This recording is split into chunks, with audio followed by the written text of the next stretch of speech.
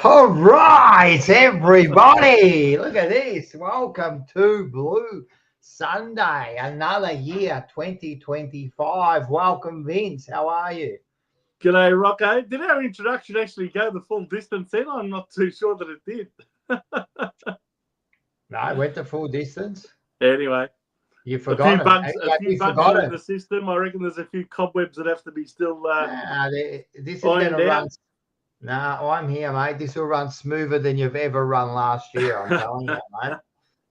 I'm Well, telling thanks you. for joining us tonight, Rocco, because unfortunately we've had a late cancellation with Joe. He's stuck on a tour somewhere in Thailand. So to all of those viewers who are back on, looking forward to seeing Joe's attractive face on the screen. Well, unfortunately, you haven't got him. You've got an even more attractive one in Rocco.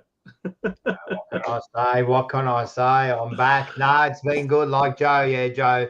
Every once in a while with his tours, Joe's going to be caught out. He's like That's 4 it. hours away from Bangkok. So yeah, and with the way the flights and that go there, you just don't know if he's ever going to get back tonight. So that's the case there. But we'll continue on. Also, David Rhys Jones won't be joining us tonight. So No, he'll actually be back on the Sunday night show after our first round. So when we play Richmond on the Thursday night, Rhys will be with us on the following Sunday to review that game. So he's going to be away next weekend for the long weekend as well. So but he has agreed to come back, and it's fantastic that we've got Rhys coming back. He's always full of insights and different viewpoints on the games that we're playing. So no doubt our viewing audience really enjoys having the former Norm Smith medalist with us every Sunday night. He's the best, man. Seriously, you can't get better than David Rhys Jones to come on. Not only was he a star footballer, he's a star person. He was a star commentator. The bloke's just a legend. So no, it's good that good he's back on for 2025. That's a big plus for you guys and the Jumper Punch channel. Welcome to everyone out there. We've already got. We'll say hi to a few people while we're here. We got Jay Ragazzi. Welcome back. He's always around. Oh, Lana, how are you, Lana? Lana, how are you, Lana? Good to see you. Hope you're doing well. I hope to see you at the show. We'll talk about that soon. We've got Rocco Moro. He's all the way up in Perth, I think. Yes, Rocco's in Perth. Yeah. How often do you have two Roccos on the one show? Mate, I'm telling you, mate. You never see two Roccos in the same room. I'll tell you now, mate. You'll never see them in the same room. Actually, if you do see two Roccos in the one room, normally one of them punches out the other one before the end of the night. Yeah, exactly, mate. Exactly. And Lana, she loves Rhys, mate, of course, man. And then we got Tony. He's always around. Welcome. Tony, he's always got some good comments. And of course, I'm telling you, I reckon this bloke here, right, if I can just get onto his name here. Great to have all of our regulars back. Peter Vlahos. Good to see you, mate. I think he's our most loyal fan. He's on every channel. He comes to all the shows. He's just he's a machine, mate. He's a machine. He's a Carlton tragic, mate. That's exactly what we love. We got Wayne here. Yes, Wayne. Welcome back to 2025. And of course, here we go. There he is. Hey, good old Rat Poison, daughter of a suicide. Great show. You haven't even seen it yet. How do you know it's going to be a great show? We don't know yet, Rat Poison, but no, he's talking about it being a great show. We've been doing it for a few years, so no, it's a great show. It's a great show. We got I just quickly, we might as well say hi to these people. We've got Sean, fantastic. G'day, Sean. Sean used to be a past president of the Carltonians and a fellow committee member with me back in the day. So how good is it to have Sean with us tonight? That's fantastic. Good to see you, Sean. Fantastic, right? Oh, fantastic, man. I want to hear his comments then about what's going on, mate. Hi, Tony. So we'll keep going through them. And that's it. All right. So we'll just do a bit of stuff before we go on. Now, one of the most important things that are happening next week is, if I can just get this stuff up, is this thing here. The Jumper Punch presents This Is Carlton next Sunday. It's already coming. It's 1 week away. right? We got a special guest. You got Paul Sebastiani. Do you believe that I have to put Paul Sebastiani as a special guest? What's that all about? Because it's SEN radio, man. Like he's now like past all of us. We got the Monday Blues and Almost Blue Brothers. We got Bucky, and we got the boys from the Ian Prendergast. All three of them will be up on stage. They're pumped. We're going to have past players. Now, we want everyone. I've put the QR code in the top right-hand corner there, so you can just scan it right in front of you, or you get onto the link, which is in the chat at the moment. If you just go up there, it's up there. So I'll keep putting it up. You can just, or you go to try booking. I expect all of you blokes, except for the ones that are interstate, right? Actually, I expect you to come too, just Kylie. I want to see Rapport. Yeah. I expect you all to come down, man. It's going to be a big day. A big day. Yeah, the perfect way to get into this, how can you put this? Perfect way to get into the mood for football and for the football season that's coming ahead, isn't it? It's going to whet the appetite just before we play our first game against Richmond on Thursday night. Not this Thursday night, the following Thursday night. Terry has pulled out, unfortunately. He pulled out last minute. Something has come up next Sunday. It is a long weekend, so it does make it hard for a few people. So he has pulled out, but that's all right. We've got the other big names. We got the Prendergast boys, man. You can't get bigger than that. And so we expect also, make sure you click on. We've only got a week. There's only really a few more days before we've got to get numbers and that for all the food. It's going to be a great day. So make sure you click on, get down there, man, because we'll be catching up, be a preview to the season, man. We're looking all right. We've had a good win. It's looking promising. So let's get down there and let's get down there. And by the way, Rocco. Hey, Rocco, I know you will, Rocco. I believe that one day you'll be coming over all the way from Perth. Yeah. So that's by the way, Rocco, because of that big show, live show next Sunday night, we won't be doing our Blue Sunday show next Sunday. We'll be doing it on Monday night at 7:30. So next week's show on the Monday night, 7:30 p.m. And we'll have it finished by 9 o'clock so that you can switch over and watch the Monday Blues straight after it. 100%. Because the Monday Blues are another great. I know they're on another channel, but the Monday Blues, mate, they're such good people. I love the Monday Blues, and we're going to do some stuff. It's like a sister station, really.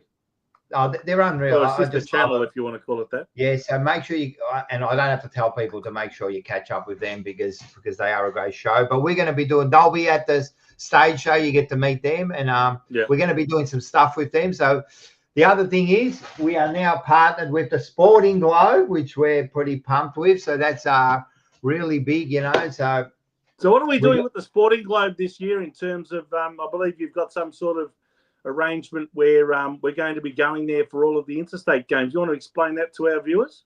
Yeah, so first of all, in the coming weeks, you know, there's going to be some discounts when you go down there and apps you can click onto and get some discounts and all that kind of stuff. And then all the interstate games, starting with the West Coast one, which is in round 5, we'll be doing at the Sporting Globe. We're going to have our own room. It's going to be our own Carlton viewing session. Everyone's welcome to come down. It's going to be a free event. Everyone's coming down. It's pretty much for us all to catch up and watch the game together, somewhere together. So we'll be watching. There'll be some food there. There'll be drinks. There'll be all of us, and we can all watch and, I don't know, be happy or be miserable together. At least we're there together. Yeah, so it's going to be good, man. And we're going to do it for every interstate game. So we're going to have somewhere to all go down there and watch the game together. And I think it's going to be a great and this is the Sporting Globe at Northland, is that right? It's a Sporting Globe Northland. Yeah, that's correct, man. Sporting Globe Northland. So that's where it's going to be. It's a great venue. So as I said, I'm really looking forward, man. This year, the Jumper Punch, man, we're going to build community this year. That's what we're all about. We're all about all the shows. We're about building this community and a one big family, you know. So we'll be able to meet up, catch up, and share all that stuff. And it's going to be great. I can't wait. So it all starts, but this Sunday, make sure you get your tickets for this Sunday. They are going quick. It's only it's a good size venue, but it only fits so many people.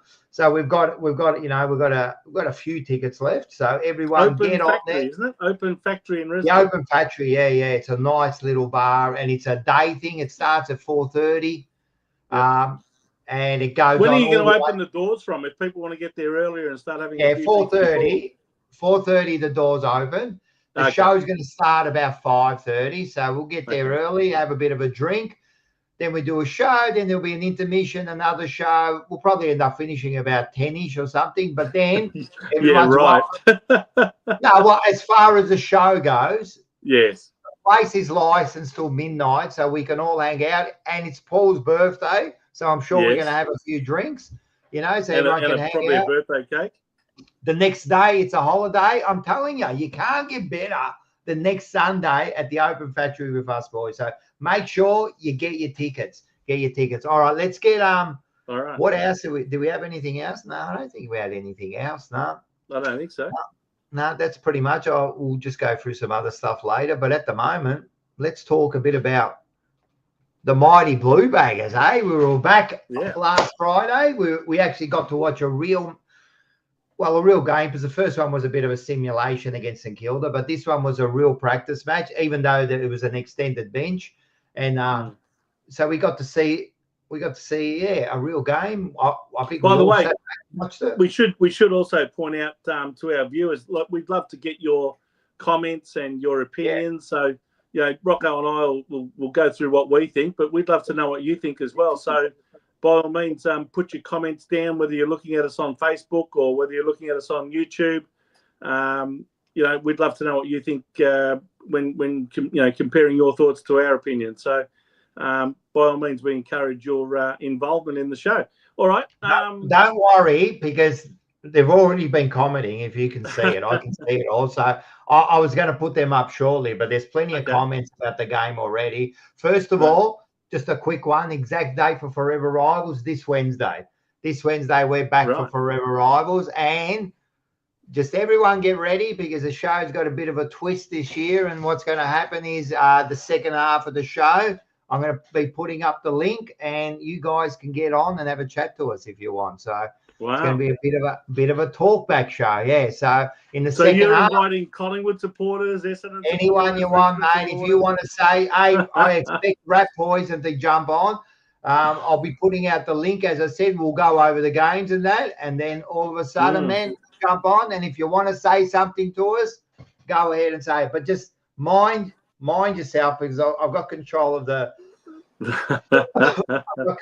mouse, mate, and I'll make sure that nothing gets through. But seriously, get on there. You can ask questions. We can talk about the games, man, and we'll have a bit of fun with the boys. So that's going to be something new. So this Wednesday, right now, we had a game. You've got the score there. What happened? What was the score?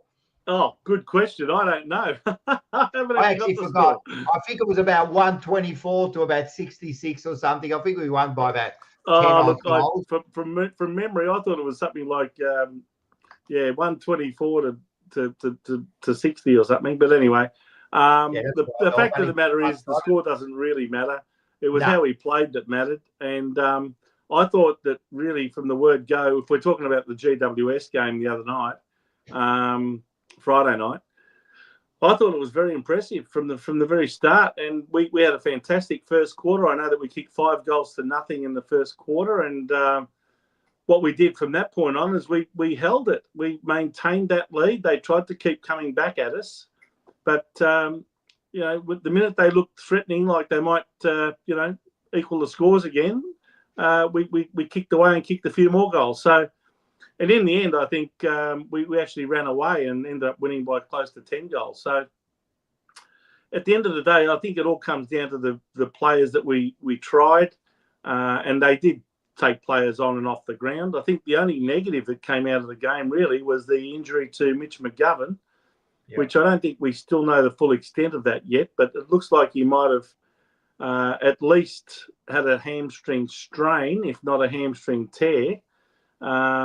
Hopefully it's only a strain and he's not out for too long, because he is an important player in defence. But that was the only negative that came out of the game as far as I was concerned. I think there was a lot of positives that came out of it. And the one player that everyone seems to be on everyone's lips after that practice game is one of the Camporeale brothers. And it's not the one that's touted as the better one, being Ben, but the one that wasn't quite as good. But he certainly impressed on Friday night. Lucas Camporeale, number 21. I thought he did a brilliant job on the wing. What were your thoughts on him? Already, people been saying that. I think that's the first thing we noticed with Campo. He's Campo now. So, he was impressive. So, look, a few people have been saying, like Rocco's been saying, bruise-free football and a bit of that. Yeah, it's a bit of that. There's a bit of that, practice game. I think some of the bigger boys like the captain, and Wiedering, all those players that are seasoned, and they're going to be playing round one. Yeah, they might be playing at 60, 70%. But there's a lot of guys, for example, like Camporeale, who are going 100% because they want their spot, Yeah. And there's a lot of spots there ready to be taken. Lucas, that was him. It's Lucas, isn't it? Yeah. Lucas. Mate, he was very impressive. I'm pretty impressed. I think he's going to give Dacos a run, mate. I'm telling you, as far as like a star player. Mate, the bloke, the first thing I noticed about him was he's bigger than what I thought he was. I thought they were these scrawny little kids, but he actually looked like a footballer. And what really got me was he knows how to get the ball. Like he was everywhere. All right, sometimes he missed a few targets and that, fair enough, but mate, he got the ball. He attacked the ball. He took something like 8 marks or something, he had 20-odd possessions. For a first gamer, I think that's very impressive. And I think he's put up his hand for round one just quietly. Oh, I think that's what I was about to ask you. Do you think he did enough to actually warrant being given a game in round one? I felt he did. I thought he looked right at home. He did not look like a first-year footballer or a young kid playing his first game. He seemed to be quite at ease out there. And what impressed me most was his composure. I mean, and his disposal was spot on. And he just, I know it was only a practice game, and you might say that the opposition weren't going 100%, but I don't know what else you can expect of a young guy like that because, I would have thought he'd looked right at home on that wing. Man, I am absolutely I'm pleased. I'm surprised. So he's definitely one that impressed me. There's a few others that impressed me other night. All right, let's get into it. All right, because before Lana has a bloody meltdown here. We're going to touch on him. Don't worry, Lana. Yeah, we'll touch on him now. I think Sauce was good. Like he wasn't awesome, but he was good. He did a few good things that I like. There was a couple. Well, he was the other one I thought that looked right at home in defence, and I think this has been seriously years. This should have happened years ago with Jack Silvani. While he's always been a player that's always put in 100% effort, and his defensive work has been great, he's been played as a forward, and I've always maintained that he doesn't kick enough goals as a forward. His pressure acts are great and all that, but at the end of the day, when you're playing on the half-forward line, you're expected to kick goals. And I just never felt that he kicked enough goals to warrant being in the forward line. And I think the decision to put him down back, whether it was his request or whether it was any of the coaches thinking that he might be better down there, I'm not sure. I believe it was him that asked to be put down back. So I think he looked right at home back there. I think he was good. And as far as look, the thing is with Jack, I'll call him Jack because he's not Sauce. The thing with Jack, I think, is they want him. They want him to play at the Carlton Football Club. They just don't know where to play him. And they've been trying to find him a position. And this pretty much is his last chance. Right, because he's not playing in the midfield, right? No. I don't think he's going to fit in the forward line, especially with Kemp doing okay up there. And the ruck really is just a pinch hit. He's not playing on the wing. I'm telling you, this is his last chance, and he did okay. Yeah. So we'll see when he starts playing against some of the better players and when the games mean something with 4 points. But you know what?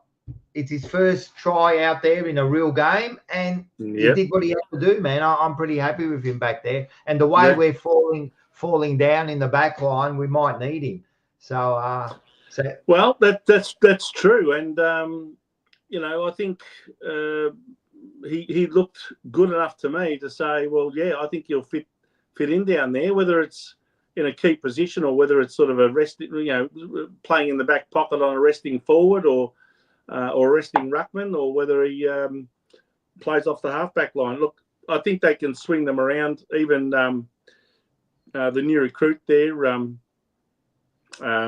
Haynes, Nick Haynes, I thought he looked quite good down back as well. So I think they can mix and match a little bit, swap them around, whether it be Wiedering, Haynes, McGovern or Silvani. I think they're going to be the four main players that they play in the back line, and I don't think they'll be bringing Lewis Young into the side unless they absolutely have to because of injuries, a bit like last year. So Lewis Young is Lewis Young. Lewis Young's going to be that 5-6 game player. He'll do okay, and he's good for a backup, So he is. But there's a few comments here. First of all, rat poison always, but I want him to just explain to me. First of all, Blues aren't turning enough players under Voss. I don't know what that means. Well, I think what he means by that is that they're not trying enough young players regularly enough. I think that's what he means. He can maybe confirm or deny what I'm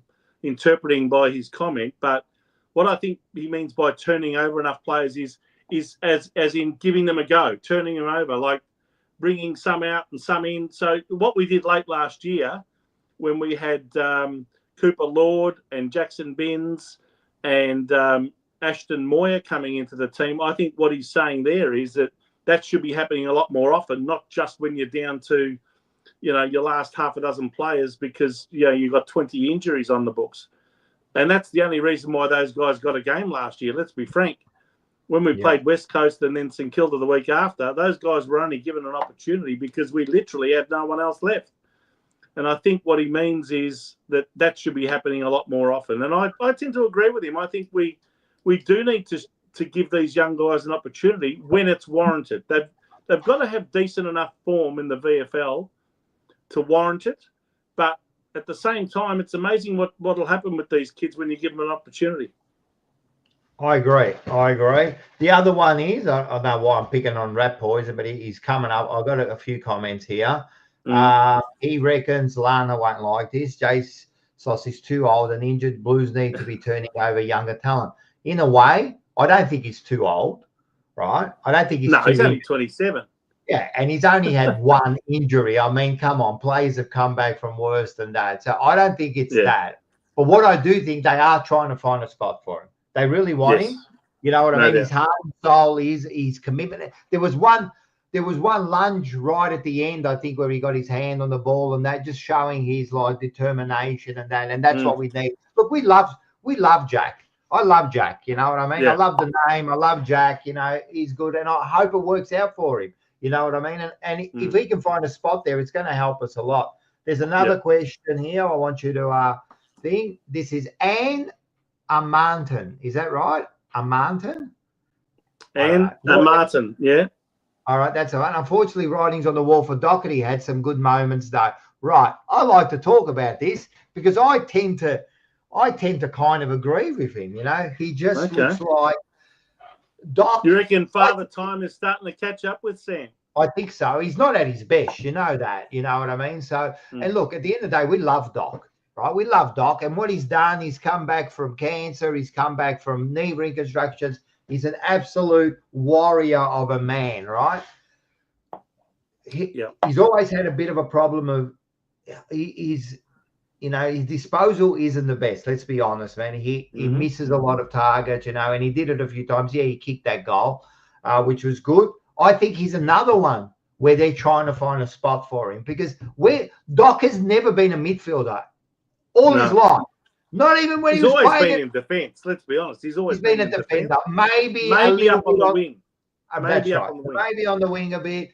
He's never played defence. Even when he plays Super Coach, he never plays on the wing. He never plays in the middle. Sorry, he just does not play. And now they want to try him out in the middle. I don't know. He's going to get a spot in the team, guaranteed, right? I guarantee. But I think he's another one they're trying to find a spot for. I think they value his leadership, Rocco. I think that I agree. Respect him as one of the senior, members of the team in terms of,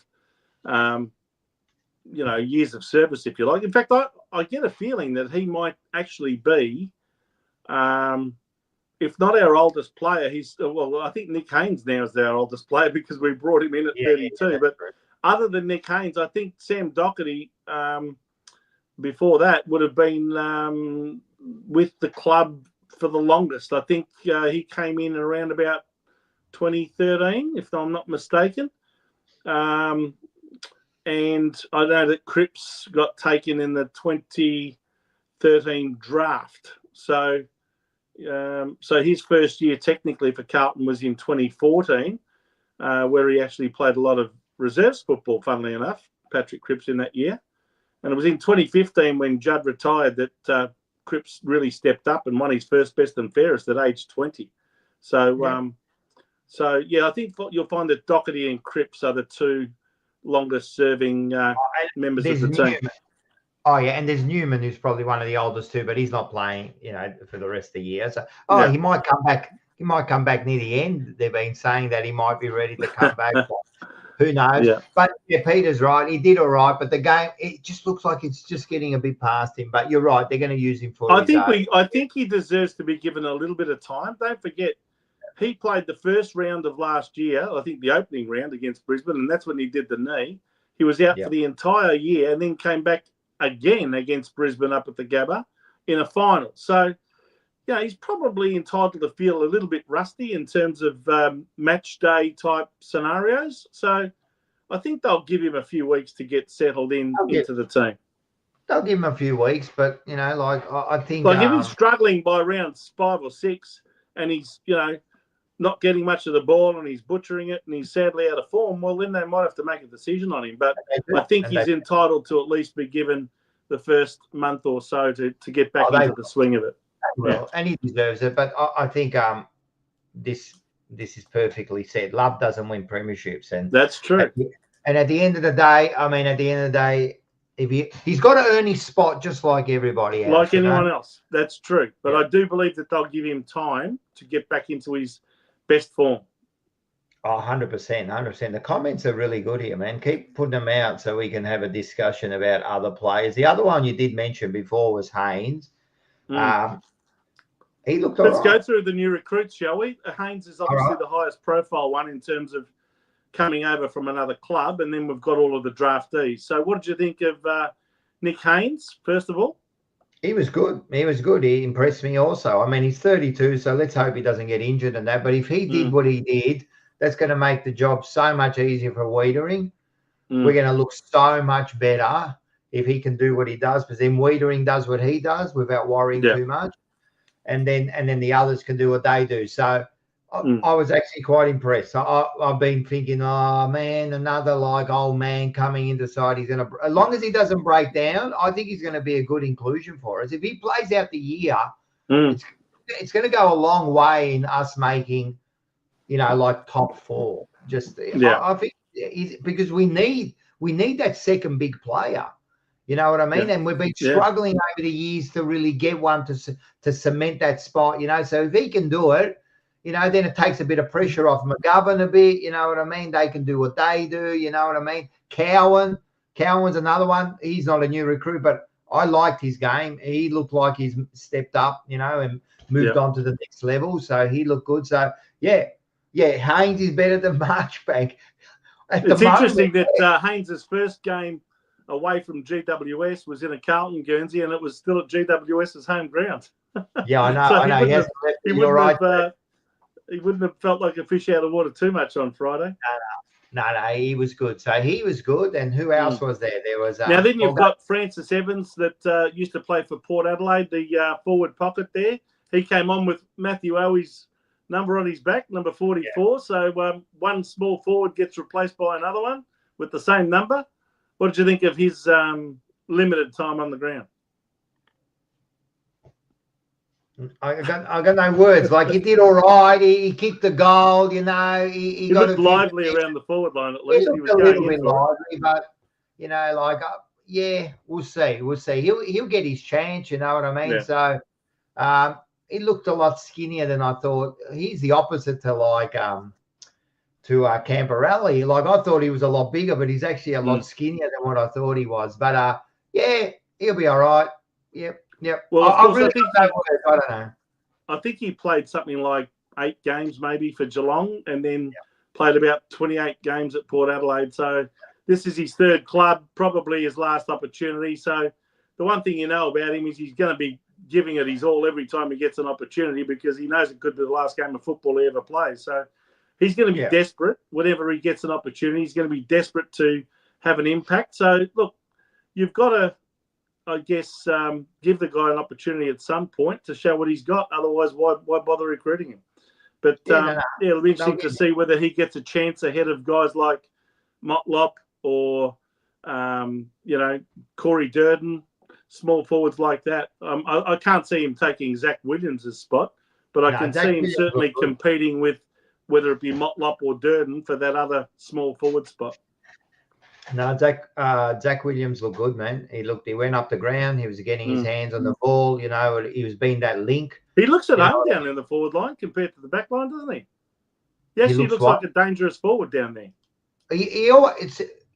When he went back there last year, like he looked like a dangerous forward. He looked like he knows where the ball. He knows how to get the ball. He knows where the goals are. Like, it's simple. Yeah. And now, you know, like, they're going to run him a little bit through the middle, it looks like, you know. So, you know, he's going to run around. So if he can do what he did on Friday night, it's another dangerous. You know, we can start moving those players, get Motlop through the middle for 1 or 2 bounces. Why not, man? Something different, you know what I mean? So the other one they're talking about is Fantasia. He looked like, where did he come from? Oh, well, I forgot about him, because he's another small forward that will be competing for a spot there. So I actually was quite impressed with Orazio. I thought he did very well. He kicked the goal, and he's he looked light on his feet. He looked like he was super fit, and if he can stay fit this season and have that sort of impact on a game, I think he'll be getting games more often than not. And he could very well prove to be a very valuable asset if he can, stay fit and, stay in form.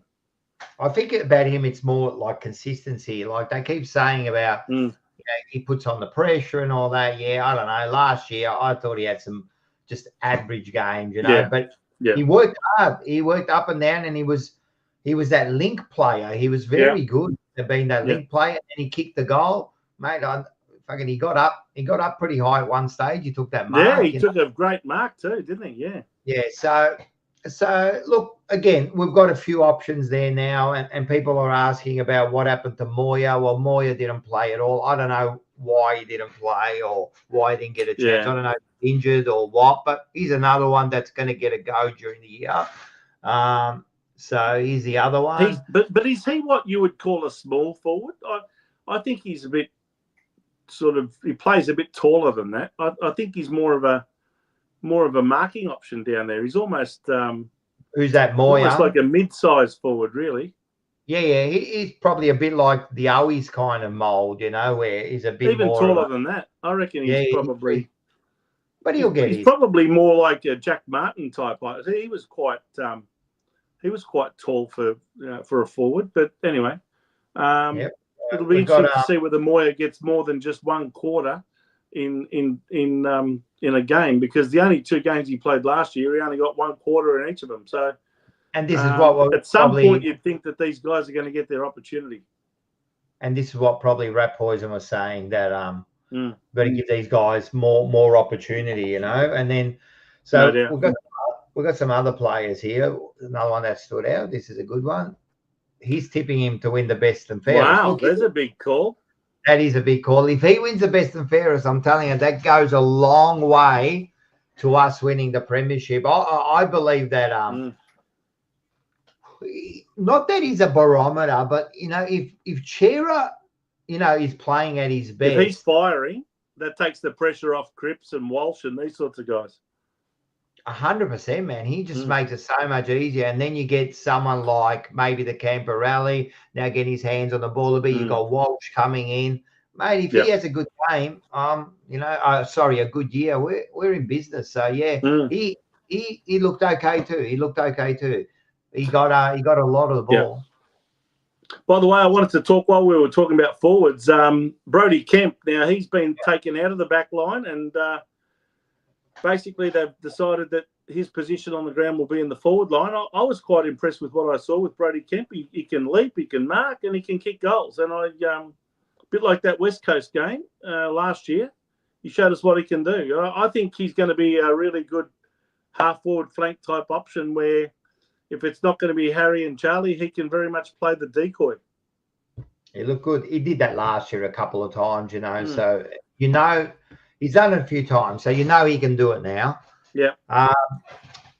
He's definitely. I think that's been a really smart thing for Brodie Kemp to go from defence to forward, and Jack Silvani to go from forward to defence.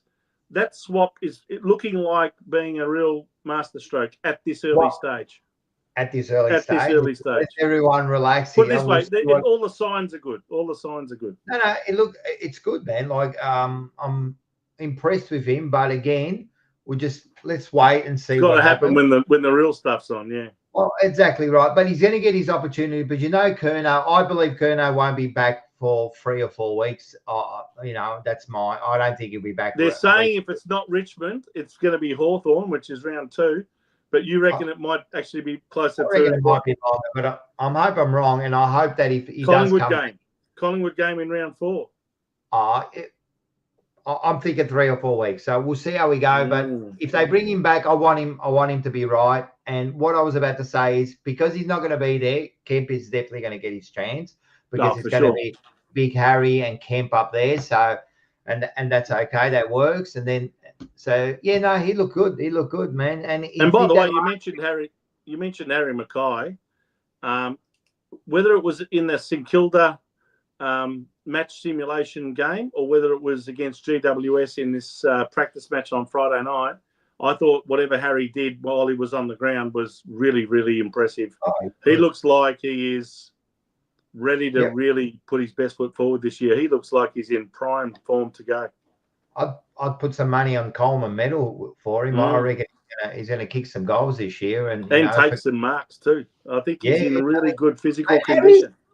Harry's a star, man. Like people, like some, people that bag him or mate, this bloke's 6'8", whatever he is. He runs. He's one of the fastest at the ground. He can take a mark. His kicking's got better, man. I think the kicking side of things, he's now confident with it, and that sort of spills over into every other facet of his game. So when his kicking's good. And he's kicking confidently for goal, I think everything else becomes more confident too, whether it's his running, his marking, his positioning. He looks like someone that can really take a game by the scruff of the neck down there. Yeah, 100%. So he'll be good. And then the other one, well, he just brought it up, so I'll bring it up now. TDK breakout was brilliant Friday, so far out. Now we know how good I just hope he doesn't get injured because you know what? We've just about lost every other ruckman. Pitnet's gone down for 6 weeks with a calf injury, and I think the other one that we haven't played yet, O'Keefe, he's gone down with an injury as well. So if the Conning happens to get injured, even if it's only for a week or 2, you're going to be looking at guys like Harry Mackay and Jack Silvani and maybe even Lewis Young to be brought in as a sort of a spare parts ruckman. So let's hope that TDK can avoid any sort of serious injuries this year. And we all know that when he went down injured against North Melbourne in the second half of last year, as soon as that happened, we went backwards in a real hurry. So he's a very important player. If you're talking about barometers, I reckon he's the one that's the biggest barometer in our team. If he's there and he's playing well and importantly, that he's in the first ruck, he's not second rucking to Pitnet, I think that's the key to it. All right. So first of all, you said TDK an injury too many times, right? So I don't know why you're putting it out there. Like, just leave I'm it. not putting it out there. I'm just saying I just don't want him to get injured because it worry leaves about us it. very, very short in the ruck. Well, we don't want any of them to get injured. You know what I mean? So just, let's not hear that. So, but what I saw on Friday, we've seen it before, but he did it again, and he was, mate. He was by far the best player on the ground until he went off. Like, he was amazing. Like, the things he does, no other ruckman can do at the moment, I think.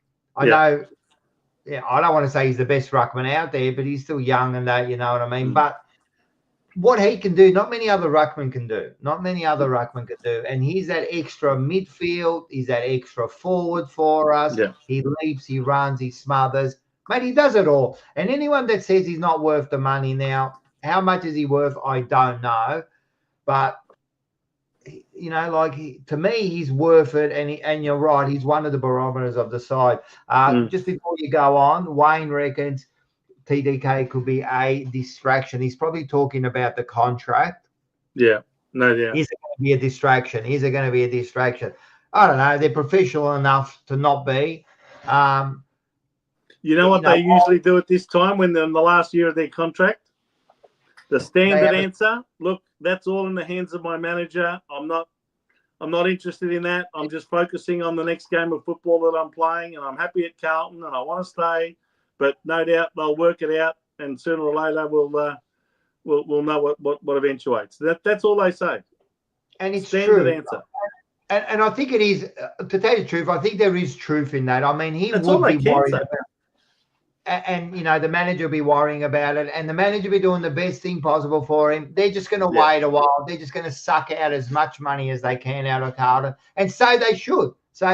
Because he, you know, like, he's got to think about his future. You know what I mean?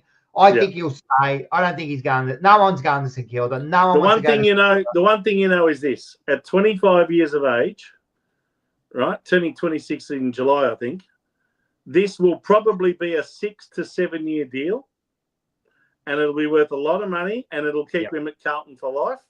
And this is the one contract that he knows is the one he's got to cash in for the rest of his life. You know, like, this is going to set him up. Yeah, so 100%. Of course he's going to be going after the best amount of money. And clubs like St Kilda have already knocked on the door saying, hey, we'll offer you this, we'll offer you that. I think we can get him to stay for pretty close to what they're all offering. Maybe a bit less, hopefully. They'll work something out. I think you're right.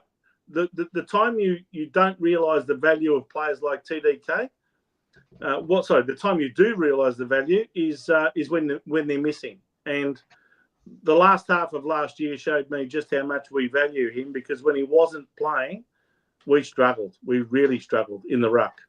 So tell me something, and this is the talk. Sammy D's saying TDK not to take offer would be silly if it's true, but I reckon the kid is loyal, but time will tell. All right, so I just want to discuss that for a second, all right? Yeah. About this offer about St Kilda. Now, we don't know how true it is, right? But it's going to be close to that mark. Do you take the offer? And we talked about this at another stage, Vince, and I'll say it again, right? Mm-hmm. The offer is good at both clubs, right? Now, if he gets an extra, let's say, $2 million at St Kilda, all right? He's getting another $2 million. And I know what everyone's going to say, $2 million is a lot of money. Yeah, $2 million is a lot of money for a train driver, right? But when you're already getting $7 or $8 million in your pocket, right? And then instead of 8, you get 10. It's not that much of a difference anymore. You know what I mean? Everyone can say it's $2 million. It is when you're getting nothing. But when you're getting 8 and you're adding another couple of million, is it really as much as you think it is? He's already going to get 8 in his pocket or whatever after tax. Yeah. So he's going to get that. He's going to cash in. Winning a premiership at Carlton, right, will be, oh man, if he wins a premiership or two at Carlton, he'll be a legend for the rest of his life, you know. Like, it'll mean so much more, so many more endorsements later on, you know. So many more opportunities, The other thing is, he's been playing with these guys since he got there, right? They're all his mates, Harry, Charlie. That's got to mean something. It's got to mean something, you know what I mean? And then he's got to also think, like, do you win the premiership with Carlton, or you got more chances in Kilda? That's got to go past. And there's no certainty. Don't get me wrong. Players have moved. Look at Nathan Buckley. He moved to Collingwood, never won a premiership. And Brisbane won all those premierships. So there's a bit of that. But I think that loyalty to his mates, right? Yep. Is going to be a big thing, and the money will still be good enough. $8 million. Are you kidding me? And he gets to play at the best facility, one of the great big clubs. Mate, he'll be playing against big crowds every week. He's not doing that at St Kilda, man. The only thing you'll be doing at St Kilda is going to the pub every week, mate. I'm telling you, they're doing nothing, that team. They're going nowhere, mate. You know what I mean? So, to me, this is a bit of a rant, isn't it? To me, TDK is paying and he's worth the money. Sorry if people disagree with me. And before you go, Seba's in the building. Seba's in the building. Big Vincenz is big in the building. Love having Big Seba. And here he is. He's the moderator. Hit the button, you guys. Yes, that's right, mate. And let Seba get to you, mate. So so that's my. What do you think there? And what does the chat think about that? Yeah, we want to get your comments up on the screen. What do you think of what Rocco just said about TDK? I agree with you, Rocco. I think, put it this way, if you've got nothing, if you're someone who's homeless, got absolutely not a cent to your name, and someone says, well, here, you can come over here and I'll give you $2 million, that's a heck of a lot of money. But if you're somewhere already that's giving you $10 million and someone else says, we'll give you an extra 2 over here, well, an extra 2 is not really here or there, isn't it, when you're already getting 10? So I think that Carlton will end up in their own way getting to an agreement. I don't see TDK leaving. If he does stay even for a bit less, they'll make up for it in other ways. They always do. And I think he'll look at it and say, well, A, I've got all my mates here, and B, I think Carlton's in a far better position to win a flag in the next 2, 3, 4 years than what St Kilda is. And with any luck, we might get him to stay and then maybe get his brother over as well from Geelong. That would be nice. He's a ready-made centre-half back. Yeah. Oh, mate, it'd be great to come back, especially, mate, you get a year out of Nick Haynes there, and then you bring him along, and he's a premiership player too with some experience. So, so instead of people going, oh, Geelong might be going for TDK, and we're going to do the opposite, mate. We're going to grab his brother and bring him over, But to me, mate, to me is important. I know people say, I've heard it all, you don't really need a good ruckman. Other teams have won without a ruckman. Yes, I understand that. But Melbourne won a premiership because of a great ruckman, you know what I mean? Oh, absolutely. No doubt about that. And he's not just a ruckman. As I said, man, his leap, his run, his backing up, he's that goal kicking ability. Yeah. He's going to be good. but I don't think he's going. And anyway, apart from all that, let's just hope he signs. I think he had a great game and he showed his value last Friday. Yep, I agree. Well, I don't know that we've got too many others to evaluate in terms of our new players, because a lot of them didn't play. The 2 new Harrys, as in Harry Charlison and the other Harry, they didn't play, O'Farrell. But, of course, we should touch on the tragic loss of our number 3 draft pick, Jagger Smith, from the St Kilda match sim game. Yeah. I guess what we did as a club when we went into the trading period was that we traded players and draft picks at various stages in order to nab that number 3 pick with a view to getting a player like Jagger Smith. It was either going to be him or Finn O'Sullivan, but as it turns out, North Melbourne went for Finn O'Sullivan, and we got Jagger Smith, and we were very, very happy to get him too. And it's very unfortunate, but I guess in some ways, Rocco, we put all of our eggs into one basket, and that basket's got an ACL injury that's going to keep him out all year. So, unfortunately, we're going to have to wait to see the best of Jagger Smith for another 12 months. It's tragic for the young kid, but you can only hope that he recovers well from the surgery and rehab. But like a lot of young players, they often do their ACLs very early, and he's going to have to come back the hard way. Yep, and it's unfortunate. I just feel bad for him. You know, a young kid coming in, hasn't played a game, does his thing. You know, he's going to be all. How do you think he looked in the limited time that he was on the ground in that match, Simmer? Did you reckon he looked the part? Do you reckon he looked like a ready-made footballer? Or I've had a few people say to me, he looked a bit light, you know, in terms of his body and maybe not really ready for the rigours of AFL football just yet. He looked light. Let's be honest. He did look light. He's only a young kid, you know. He's 18. He's skinny. He's going to put on heaps of weight and heaps of muscle, you know. And he's going to. But he looked. The thing that gets me is he gets the ball. He knows where the ball is. It was the same with Camporelli. They're getting the ball. They'll learn all of that. They'll build up their muscles. Their disposal will get better. All of that. The first thing you've got to do is, and you almost can't teach this, is get the ball, you know, and he got the ball a lot, you know, even in that sim match at the start and the other, like, I think they had a couple of inter-club matches or whatever they did, you know, he looked all right, and I think he's going to be good. Unfortunately, the kid, mate, he's going to be all over the place, man. It's going to haunt him for a bit. He's going to have some demons there, you know, but he's got some people around him. He's got Nick Newman, who he's going to be rehabilitating with, which is a bit of a bonus for him, not for Nick, but for him it is. He's got the doc. The doc's going to, you know, like guide him through too, and he's going to, and he'll come back bigger and better. That's the way he's got to look at it. But, you know, people go also, you know, we've wasted all our thing on the pick 3, and I still think it was the right move. I think it was, unfortunately he got injured, but it was the right move to get Jagger Smith at pick 3. Yeah, in hindsight, people are saying, we should have kept, you know, picks 12 and 14 and kept Matthew Owies because we traded both those draft picks and Matthew Owies to West Coast in exchange for pick 3. But I guess we're all smart after the event, aren't we? We're all generals after the battle, man. Yeah, that's it. And look, Rocco says Petrarca and Ashcroft both did knees in their first year and both went on to win Bonds and flag. That's there you go, mate.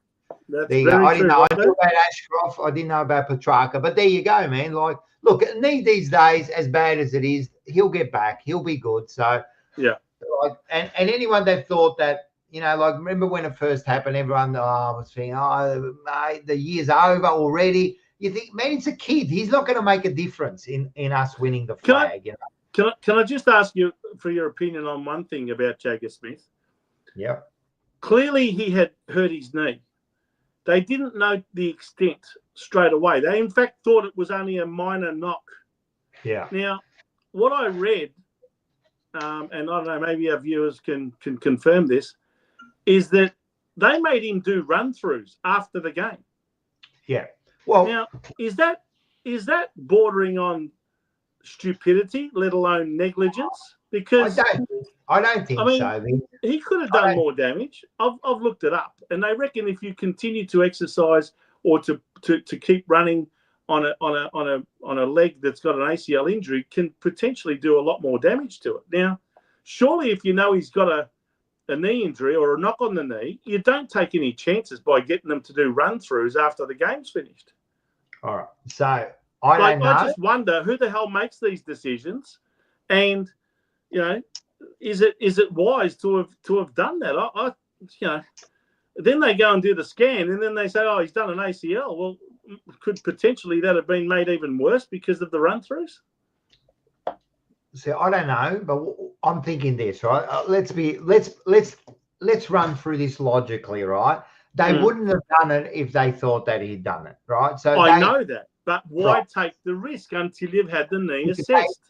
Because they assessed it, and they assessed it as being okay.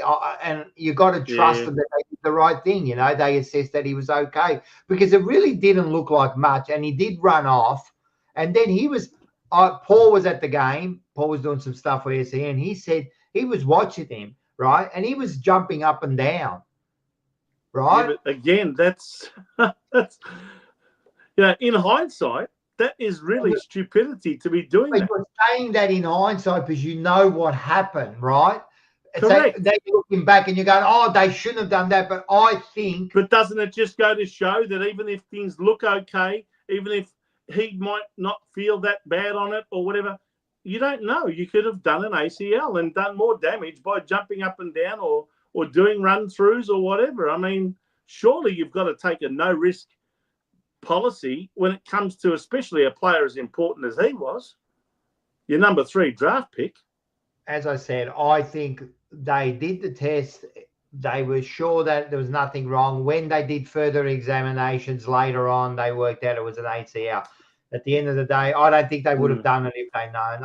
I'm not gonna. All right. I'm not gonna like Anyway, like bag. I'm gonna have my Vince's verdict segment on this show in weeks to come. I'm not officially doing one this week, but that's it.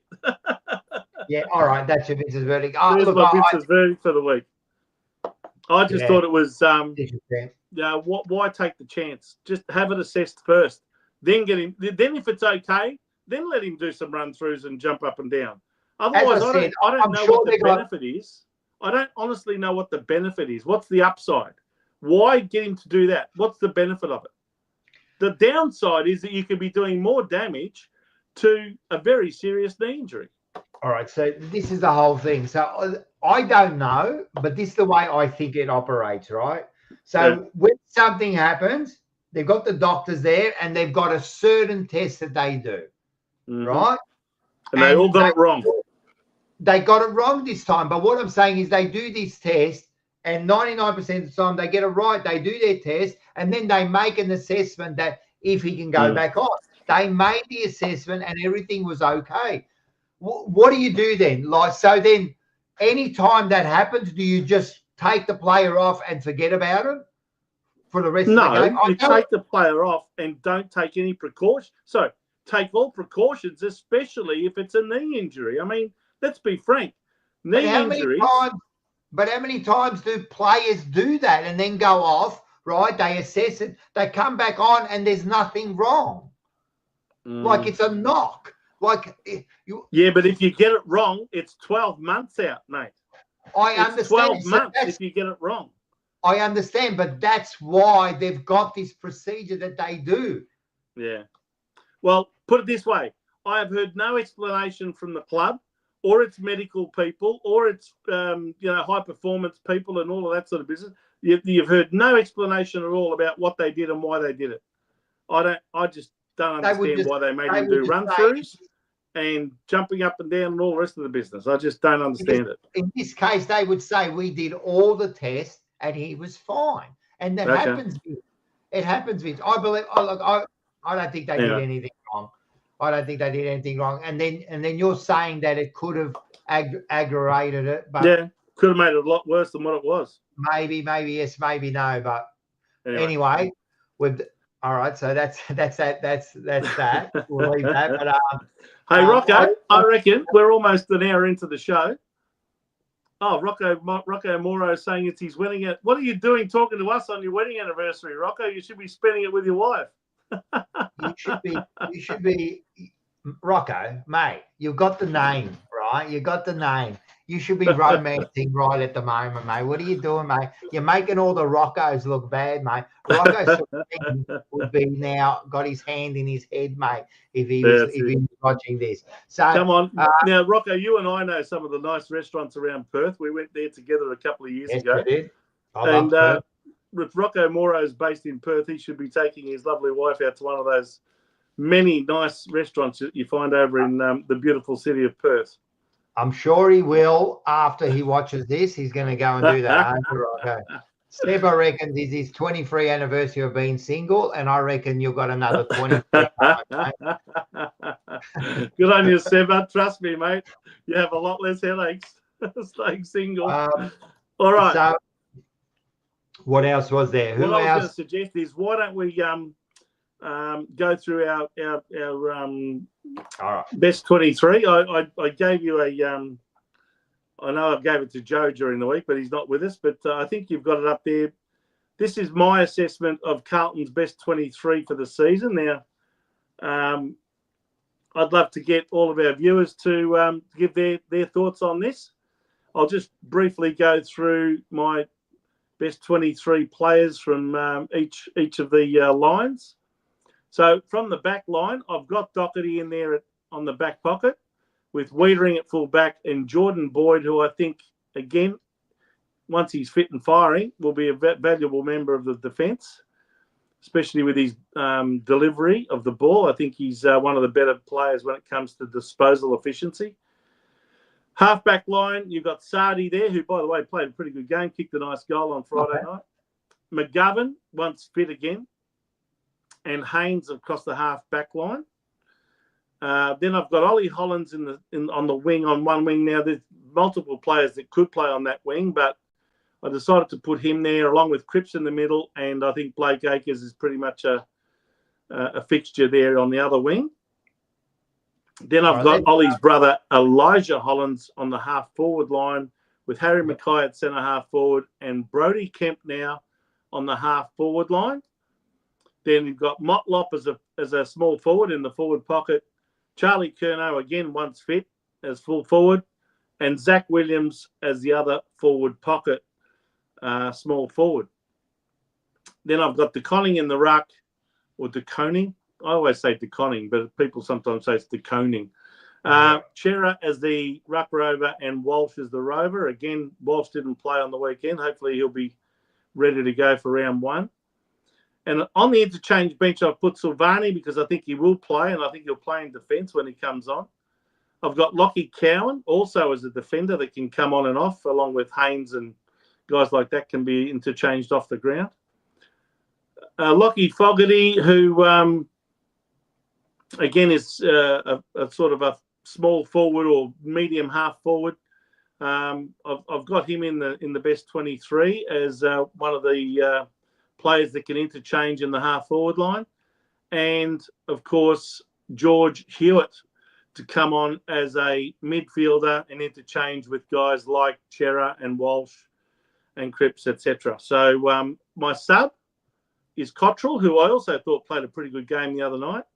Yeah, he can play pretty much anywhere. He can play on the wing. He can play up forward.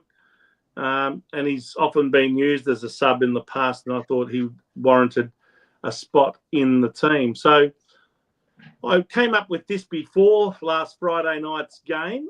If I had to make a change, it would probably be to put Lucas Campriali in there, but I still think it needs more time. But I think there are players like that, young players like Lucas Campriali, even his brother Ben, Cooper Lord, these sorts of guys that could potentially come into that best 23 if they actually perform when they're given an opportunity. But given the limited amount of games that those guys have actually played, and in some cases haven't played any games, I've left them out until they actually show us what they can do, both in the VFL and also when they get their opportunity in the AFL team.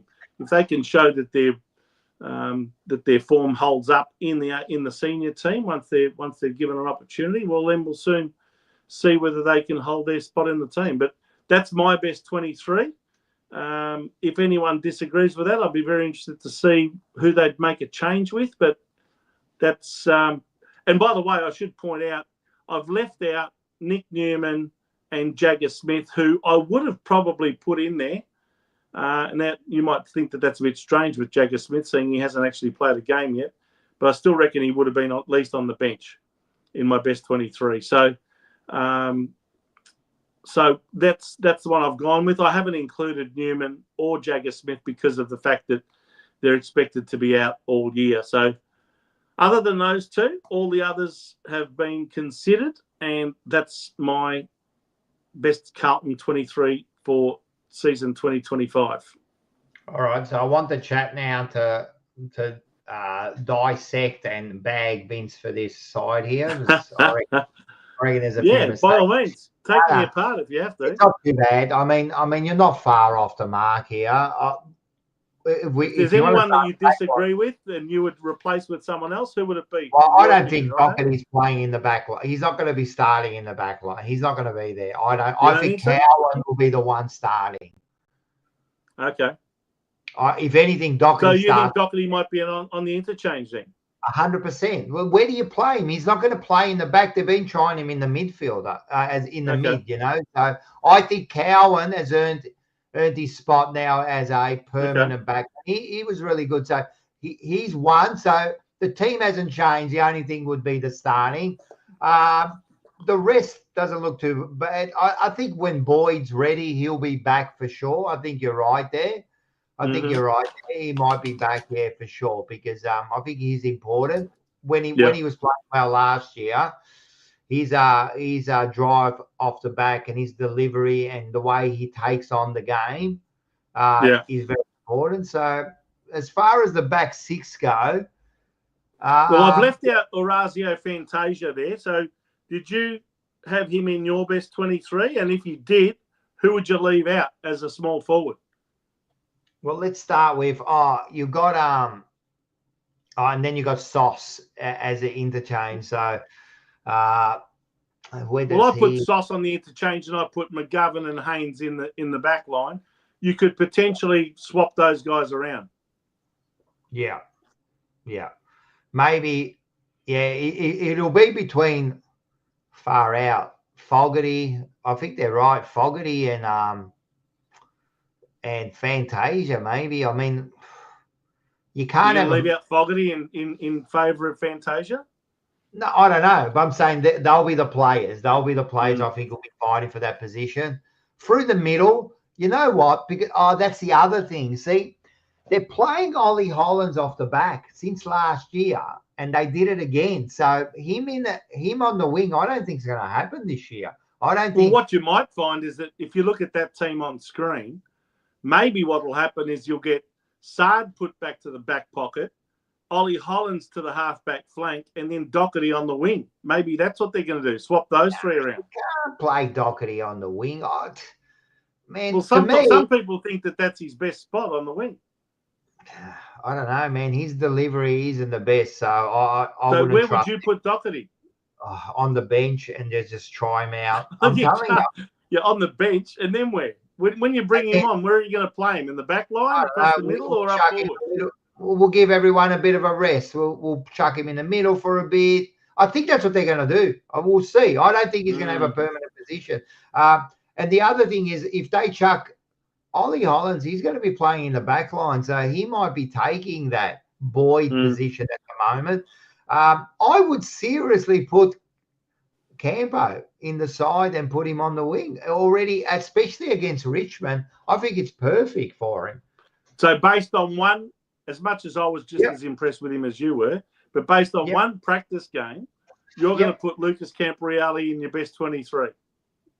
For Richmond, yeah. No, I'm not talking about, this is not round one. This is Carlton's best 23 team. Well, I think he could be in our best 23. Okay. I think he could be. I see what I saw. I know it's off one game, and you'll probably get some games, and then you'll probably go back to the reserves, and that's all good, But the best 23, like you've got to say the best 23 for Richmond, don't you? Yeah.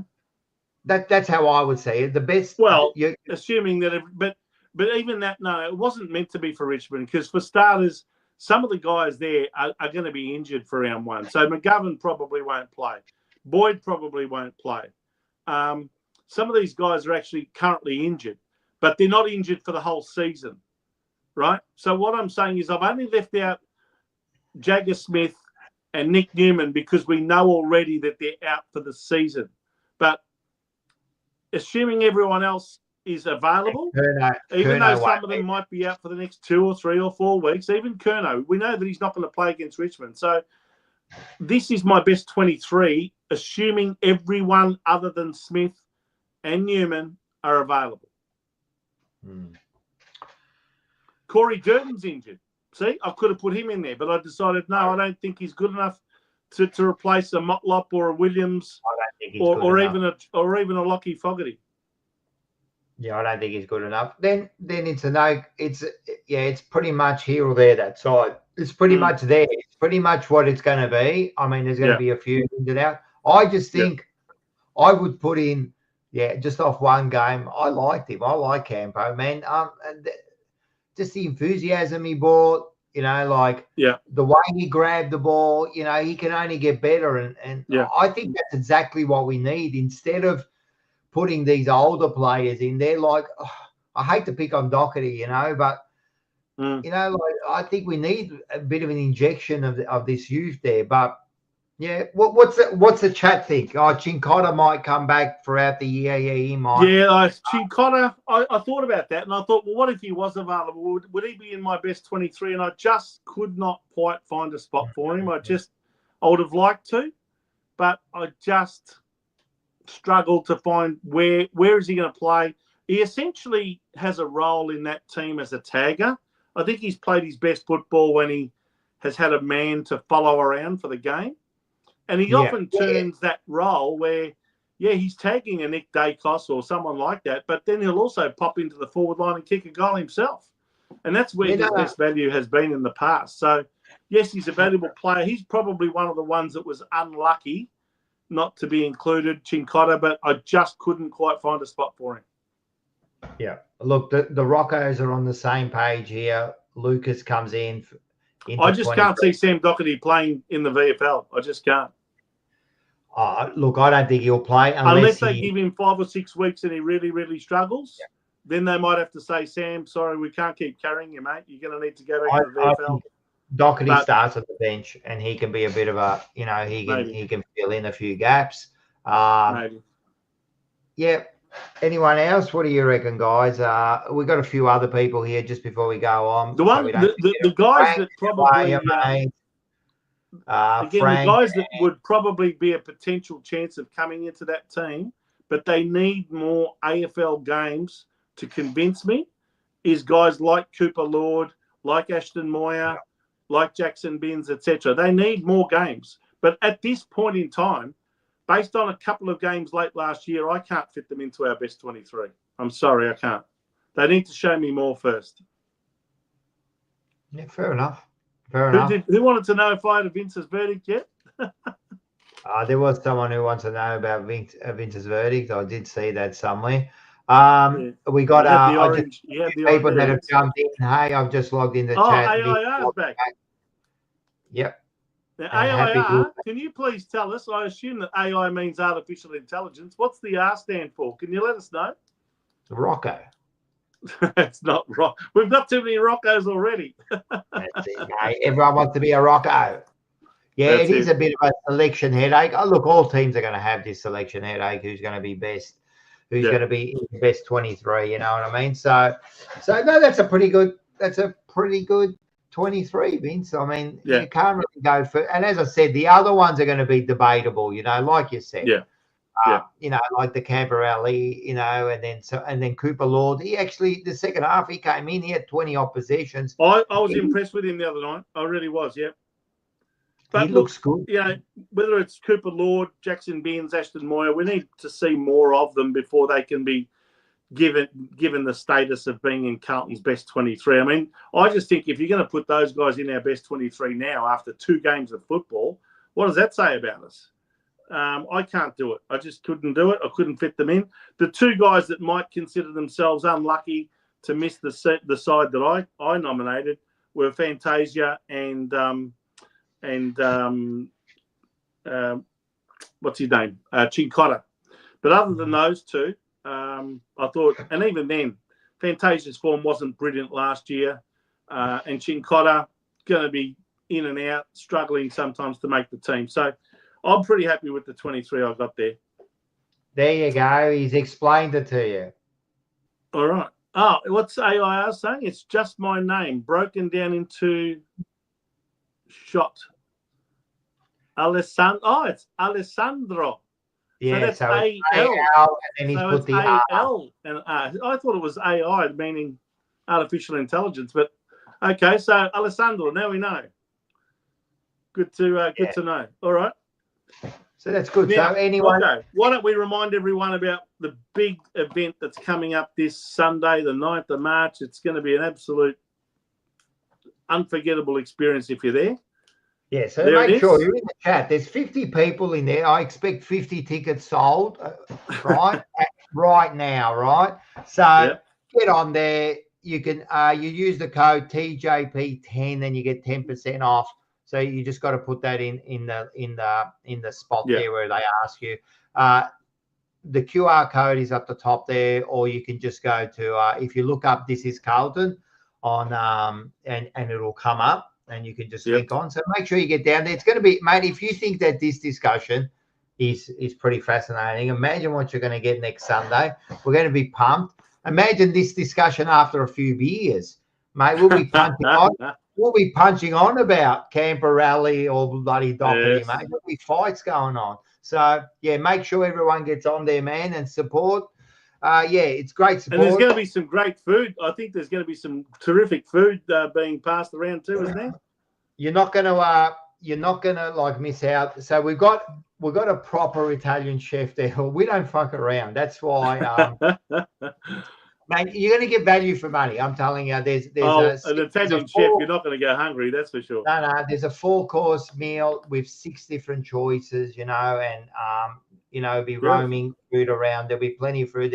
I'm sure there's pasta. I can't even remember, but if you actually go into the site, it tells you what we're going to eat.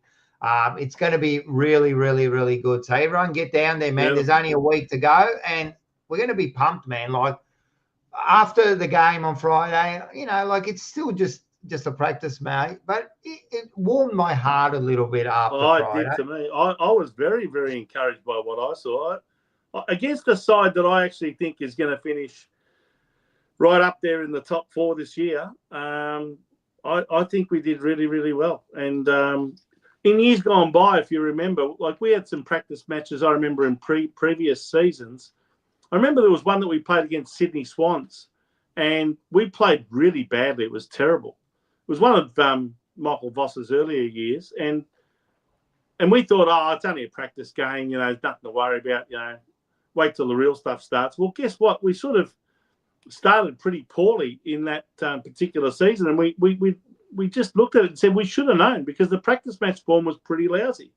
This year, the practice match form against GWS was excellent. What really impressed me most was the pressure that we placed on them. We actually had really good pressure on the ball. Every time they got the ball, they couldn't get a clean possession. The amount of times we spoiled the ball, smothered the ball, we were shepherding, we were putting on pressure, we were tackling. I thought it was very, very encouraging from our boys, and they look like they're ready to go. Round 1, they look like they've done everything they can to be ready. And look, on the jumper punch last Tuesday, that was back too. The jumper punch is back, mate. Yes. Paul mentioned this. SEN's very own Paul Sebastiani, right? He mentioned this. We're the only ones that have got an SEN commentator and a Norm Smith medalist on the channel. But anyway, that's right. We have. So we got Paul, and he did mention that. He said, what he'll be looking for is the defensive efforts, not just from our back 6, but as far as a forward defense and team defense, and how we play that game. And, it was interesting what he said. And I actually, I was looking at that when I was watching the game. I was looking at that when I was watching the game. And that's what I noticed. Their defense was great, like the tackling, and it was that team defense, and they were going back and they were helping out. You know what I mean? You saw Zach Williams was one. He was taking mark in the back line, so they were doing that sort of stuff. So that was very important. There was another thing I was going to mention, I forgot, but Frank did come up a good point. I know you gave the 23, but it's more like the best 30 these days, not the best 22. You know what I mean? So instead you do need a squad. You do need a squad. There's no doubt. And what we found out towards the end of last year was that when we started incurring all these injuries to key players, it started to really thin out. And I think in those last 9 matches, we lost 7 of them. And I think, let's be honest, injuries do play a part. And you can't use them as an excuse if you're a coach. You can't go into press conferences and say, oh, well, we've got all these injuries. Coaches will never use that as an excuse, but it does have an impact. And you can't replace your best soldiers with soldiers that are only barely up to scratch and expect the same sort of outcome. So I have no doubt that the reason we lost so many games towards the second half of last year was because of that. If we can stay relatively injury-free, and I say relatively because everyone has injuries, but if we can avoid the really big injuries to key players, now we've already had 2, mind you, with Nick Newman and Jagger Smith, hopefully no more. If we can keep the injuries to just very minor ones, that don't keep our boys out for too many weeks in a row, I think we can go really deep into the finals this year. So, as a matter of fact, this will come as no surprise to Carlton supporters, but I actually expect us to play off in the grand final. There you go. There you go. So long as we don't have those injuries that really affect the team in a big way. So if we can avoid those big long-term injuries to key players, we've already got 2 of them out, so hopefully no more. I still think that even without Newman and even without Jagger Smith, we can still go deep into the finals. And I think it's got to start happening for us, Rocco. Carlton supporters have been very, very patient. This is our 30th year this year since we won our last flag. It's over time that we start putting our best foot forward and make it into the last Saturday in September. Yep. I'll just say hello to Enzo. He's one of our great. Hello, Enzo. He's back. He can't believe he's a good man. You can't believe I'm online. If you want to come and have a look. Hi, Riz. How are you? No, not just Vince. There's like 50 people watching, man. There's the lovely time. You can come and tell us what you think about Carlton if you want. I don't think she'll be that interested, Rocco. She'll leave that to you. That's it. Yeah, so I don't know what we were saying. Just lost my train of thought there. Yeah, no, it's been a long time, mate. It's been a long time. And are we going to, at the end of the day, I don't know. It's one of those years where I've been saying, I'm not sure where we're at, we're on that knife's edge. We could go either way. I believe we've got the team. If we can stay injury-free, I believe we've got the team to do it. Mentally, are we strong enough? And the other little bit of, I'm not sure about is he's our coach, and I'll back him all the way, right? But the way we finished last year, that last game, I know everyone says, oh, let's forget about it. And I don't even think they watched it. You mean the final? Is that what you mean by the last game? Well, if you think about it, the last half of the year, we only won 3 games to the 3 bottom sides, So when you look at that, and then you look at the way we played that final, the way we got badly defeated, and then the way Voss reacted after that, you mean after that or during it? Because after the first time for the entire season, with pretty strange time to do it in a final. All of a sudden, he went up to the coach's box up in the stand. If he hadn't done it all year. When I say after that, I mean after we're 60-0. Right. Because after that, it didn't matter anymore. We lost by 20, 30 points. I don't even know. It doesn't matter. We were 60-0. And then the way he was sitting there and he looked like he had no answers. He checked out. It was almost like he left it to his assistant. I didn't like that. I didn't like that. And then the way he got sent upstairs, I reckon he got sent upstairs, to tell you the truth. And then, to me, I would have preferred him to go out at quarter time and just rant and make it look like you know what you're doing. The leader's supposed to look like you know what you're doing. You know what I mean? If you don't look like you know what you're doing, the whole team falls apart, And I just don't know what happened there. So I'm going to trust him, right? Because he's our coach. We've got to back him. I'm going to back him all the way until the day he wins a premiership or the day he leaves, right? But I didn't like it, so I want to see something. You know what I mean? I don't want to see the fluff anymore. I don't want to see the bullshit in the press conferences. I don't want to see any of that. I want to be honest, right? I want to get in there, and I want to, I didn't like some of the comments that were said during the off season with Harry, and even what was it the coach or what did Cripper say that Bada Bing, they were a little bit like, what's going on, mate? You should be ready to win premierships here, and there should be no. It's a mindset. It's a mindset, Rocco. I think what bothers most of us about hearing comments like Harry made, and I think Cripper made some, is that it doesn't sound like it's the end of the world to them if they don't succeed. Well, I'm going to ask the chat here, right? And we've got a bunch of absolute nutters in the chat, right? All of yous are absolute nutters, right? Look at yous. You, Rocco's, it's his bloody anniversary and he's on the chat. This is what's wrong with us, right? Peter Bluebagger, what is wrong with you? Yous are all nutters. I want to ask you, what did you think of those comments when a player who's playing for the team and you're putting all your hopes into these players are turning around and saying, it's not the end of the world. And we're thinking there, what do you mean it's not the end of the world? I'm about to cry, mate. And you're saying it's not the end of the world, So, yeah. You know what? Even if it's not the end of the world to them, what we want to hear from their mouths is, oh, look, make no mistake, we're going after that premiership as hard as we've ever gone. Yes. That's what you want to hear. You want to hear that it matters. You want to hear that if it doesn't get achieved, that it's going to hurt, that it's going to matter. Not that it doesn't matter. Of course it matters. It matters to the supporters and it matters to the sponsors and it matters to everyone else around the club. So that's poor form to be talking like that, in my view. I agree with you, Rocco. You want to hear some urgency and you want to hear some genuine passion from the players and the coaches that winning a premiership is what you're doing. You're going after it like there's no tomorrow. And, how many more years is this window going to be open? Let's face it.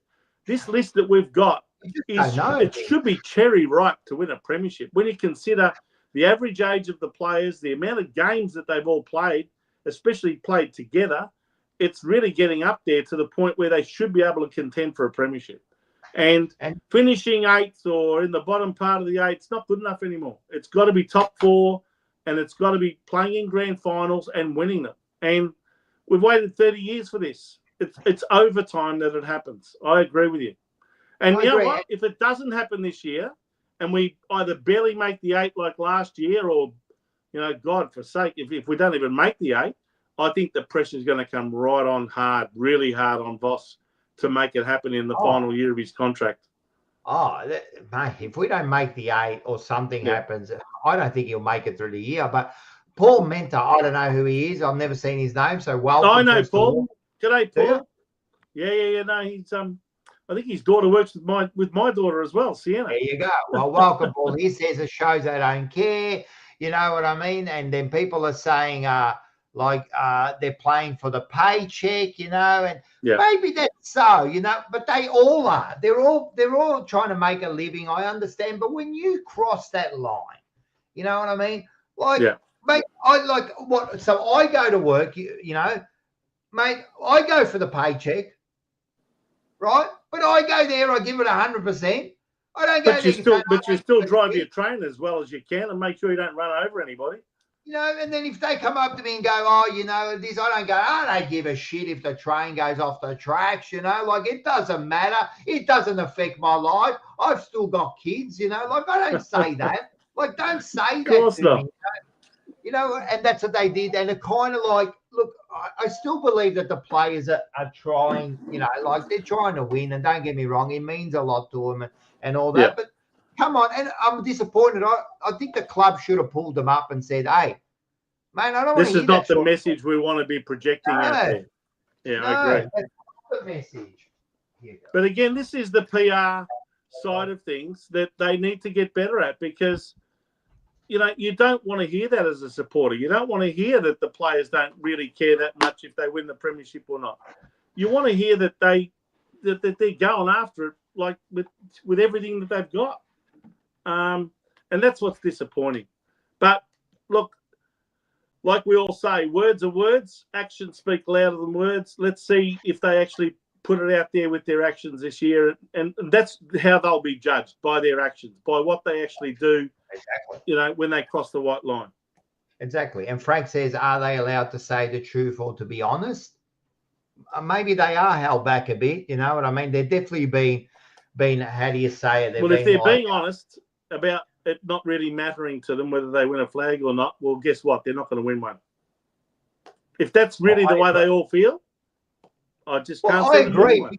You've got to make it your absolute ambition to achieve it. Not, oh, well, if we win one, that's great. But if we don't really care too much. You're not going to win a premiership having that attitude. No way. No way would you achieve a premiership with an attitude like that. It's already hard enough. It's already hard enough to win a premiership, right? So that 1% is going to make a difference. You know what I mean? So yeah. So to me, like, I hope it was just like a bit of a throwaway. Like, he's not thinking. He's probably thinking about his podcast he wants to do with his brother. He's trying to be funny. I don't know. I hope that's the case. You know, I hope they're.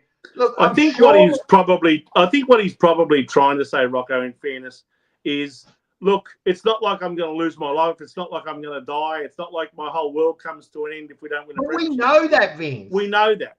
But what we want to hear is, but we're going after it like we've never gone after it before. We understand that this is our moment. This is our window. We've got to put our best foot forward. That's what you want to hear.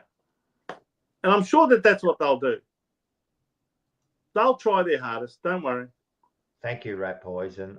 Oh, thanks, Rat Poison. I'd love to know Rat Poison's real name. Is he prepared to give us his real name? He's all her, I should say. I assume it's him. But I expect Rat Poison to come on Wednesday when we allow the chat to come on. I'd love to see if Rat Poison's coming on Sunday night to the live show. Nah, but he's already said that he lives too far away, so he's does not coming. But on Wednesday, you can come on. I'm going to put it on, and I'm going to put on the link, and you can come on. And if I see your name, I'm going to put you straight on. I expect Rat Poison to come on, but he's going to have like a balaclava on for sure, man. Hey, Rocco, I reckon we're just about reached full time. So let's just remind everyone about the shows that are coming up this week, and of course our own show. Just to remind everyone. Blue Sunday will not be screened next Sunday night because of the live Jumper Punch show, but Monday night at 7:30 we'll come back on the air, and with any luck we'll have Joe with us next Monday night, as in 8 days from now. So you've done a tremendous job for us tonight. Thanks, Rocco. I appreciate you coming on, mate. Man, I love coming on. And he said he's going to be honoured to come on StreamYard. All right, so I expect you on Wednesday, everyone. Make sure you get on Wednesday and we get to see the rat. The famous Rat Poison. I want to see him. He always comes up with some interesting comments. Right. And so we've got all our shows. So on Tuesday, we're back. Jumper Punch, again, 7 o'clock is back. We've got a special guest. You'll find out on Tuesday. I was just going to ask you who the special guest was. We always like to leave. Tune in. 7 o'clock. He's a great guy, and this guy is good value. So he'll come on. Okay. Wednesday night, Forever Rivals, mate. You got Forever Rivals. You're going to be. What time's that start? 7:30 on Wednesday. So everyone make sure. And as I said, we've got a bit of a change to the show. So, it'll be the same the first half. But the second half, we're going to get you guys on. Yous are all smart asses on the bloody chat there. I want you to come on camera and say what you say to us. Because, on Wednesday night, mate, they get pretty brutal, man. So that's what we want. And we want tell all your friends. Tell all the Collingwood supporters, all you smart asses that come on. Man, I'm happy to get you on there and we can all have a chat, man. And we'll have a bit of fun. So that's there.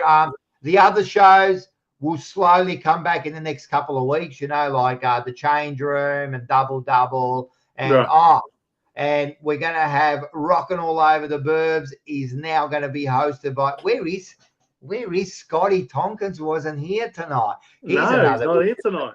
So he's been very quiet. He's going to be our man on the street, and I've been talking to him, and just get ready because he just said to me he's working outside of the box here. So I don't know what to expect. I've said to him, I actually said to him, I don't want to know. I do not want to know. Okay. Right. So all right. It's going to clash. What's this about? It's going to clash with the Blue Abroad show. What Blue Abroad show? I don't think anything will clash with Blue Abroad. They do their own stuff. But anyway, they're a great channel too, Blue Abroad. Make sure, if you don't catch us live, make sure you always catch us afterwards. On YouTube. So, on YouTube, yeah. So they're that. And then, of course, man, there's 42. I expect 42 tickets to be sold right now. Everyone, get on there. Man, I'm looking forward to catching up with everyone that can possibly make it. We're going to have a great night. As I said, special guests, Ian Prendergast are going to be there. Bucky, Almost Blue Brothers, the Monday Blues, Paul Sebastiani, and, of course, Mars and myself. Everyone else, it's going to be great, man. Lots of food, and, of course, you've got the bar there, no doubt. I'm telling you, it's going to be a good catch up, man. It's going to be a good catch up, man. It's going to be a good way to whet the appetite in anticipation of the new season. So 3 days. What is it? 4 days later, we'll be playing our first game for the season. So we're pretty much pumped with that. Yeah, and then next Sunday, the next Monday, then it'll be. Maybe that's what they're talking about. Monday you'll clash with.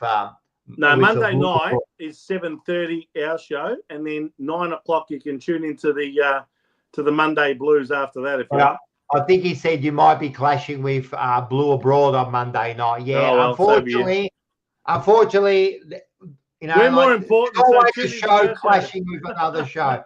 But why would you go over there? No, they're a great. Everyone loves it. Everyone loves. Mate, we're a big family, man. You got that many channels covering Carlton that everyone's going to be clashing at some point with some show on some other channel. It's absolute crazy, man. Like how many?